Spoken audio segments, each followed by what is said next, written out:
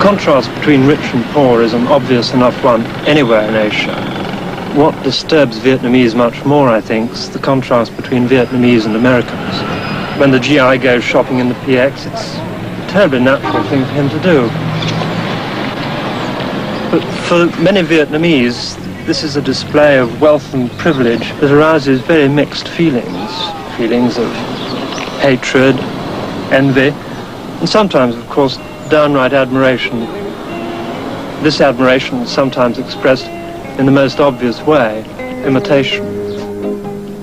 1.000 năm nô lệ giặc Tàu, 100 năm đô giặc Tây, 20 năm nổi chiến từng ngày, gia tài của mẹ để lại cho con, gia tài của mẹ là nước Việt buồn.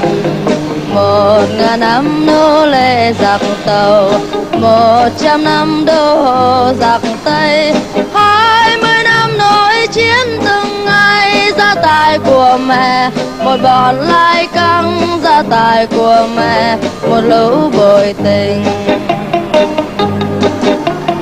And it's really rather sad to see Vietnamese girls, who are extraordinarily beautiful, paying a lot of money to have their eyes rounded and their noses straightened so that they can look more like Westerners. Mẹ trông con mau bước về nhà, mẹ mong con lũ con đường xa, ôi lũ con cùng cha quên hận thù.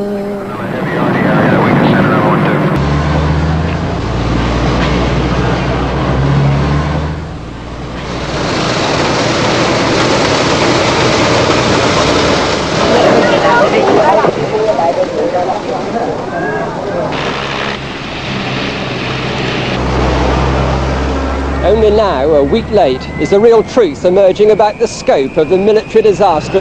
As refugees and survivors reach the coast, so do details of how whole units have disappeared. After 10 days on the road from the abandoned towns of Kon Tum and Pleiku, the front section of the biggest convoy in South Vietnam's history reached the coast. This armoured spearhead of officers, men and their families had abandoned the rest. Been set on fire. The Fire Brigade was one of the few functioning institutions with officers who had stayed at their jobs. In the chaos, the cavalcade of President Minh drove by to broadcast the surrender of South Vietnam.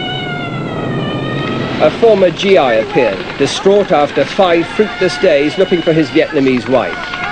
Last chopper's gone, I think. Well, is there any other way we can get the hell out of here? Maybe I can travel with you guys or something. We're staying down at the Caravel Hotel. There's some British correspondents Then you there. can do me a favor. But how come you missed the last chopper? I was at these people's house. It was curfew. You understand? Yeah. No. I've got tickets for the 2 kids. I've got some, papers for these people. They're Vietnamese? They're Vietnamese, but they're with me, and it means a lot to some other Vietnamese people back home. Can you do me a favor? If I can stay with you guys and get these 2 children with me? Yeah, and sure. You've got some money for the hotel and so on? I'll get somebody. Sounds like an incoming rocket. We better get out. Okay. Such were the final moments of blind panic. Personal survival first. The lack of concern for the weakest and the helpless was never more apparent. A handful of government tank crews and troops lingered at their positions, unaware of how fast the communists were advancing. One soldier was to die at this spot within the hour, after hearing the surrender broadcast. With the panache of a general pattern, the first North Vietnamese tank swept into Saigon. The last will and testament of Ho Chi Minh was being fulfilled. The people of Saigon tried to react as if they all felt this was liberation.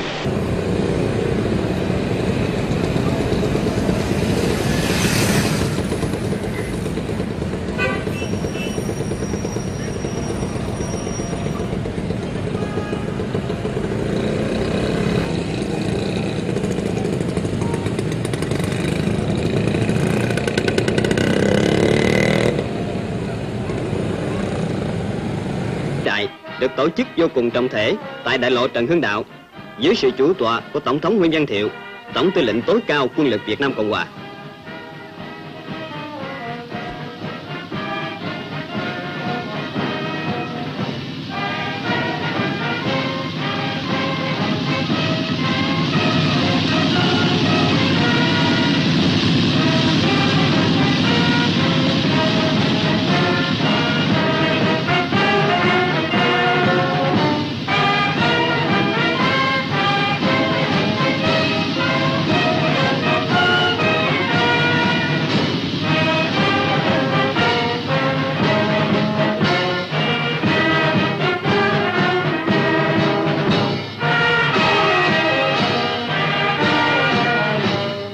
Ngay sau khi tới địa điểm hành lễ, Tổng thống dự lễ chào quốc kỳ và quân kỳ.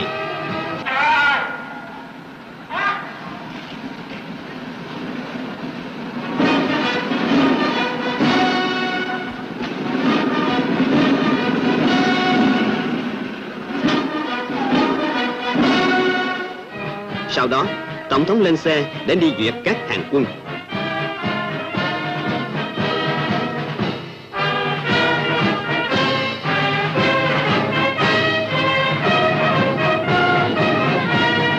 Đồng thời, trên không trung, các phi cơ bay hợp đoạn, thả khói màu quốc kỳ.